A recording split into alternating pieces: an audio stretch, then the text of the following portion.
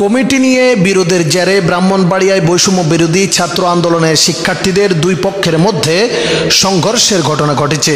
শনিবার 23 নভেম্বর বিকেলে পৌর শহরের government model girls high school প্রাঙ্গণে এই ঘটনা ঘটে। এ সময় বেশ কয়েকজন আহত হন। আহত ব্যক্তিদের মধ্যে বুরহান উদ্দিন ও ফয়সাল নামে দুইজন হাসপাতালে চিকিৎসাধীন রয়েছেন। বৈষম্য বিরোধী ছাত্র আন্দোলনের শিক্ষার্থীদের সূত্রে জানা যায়, কমিটি গঠনকে কেন্দ্র করে শনিবার বিকেলে কেন্দ্রীয় কমিটির নির্দেশনায় পৌর শহরের গভর্নমেন্ট মডেল গার্লস হাই স্কুলের ভেতরে একটি সভার আয়োজন করা হয়। সভায় বৈষম্য বিরোধী আন্দোলনে অবস্থান নেওয়া শহর ও উপজেলা থেকে শিক্ষার্থীরা উপস্থিত হন।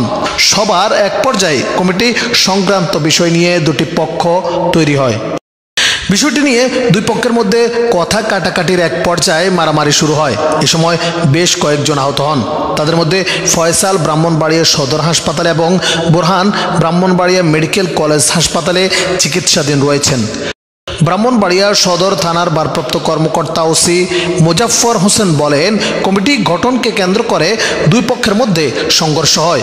দুইটি পক্ষ কারা, বিষয়টির তদন্ত চলছে। সংঘর্ষে 4-5 জন আহত হন।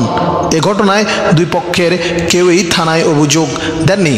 অভিযোগ পেলে আইনি ব্যবস্থা নেওয়া হবে।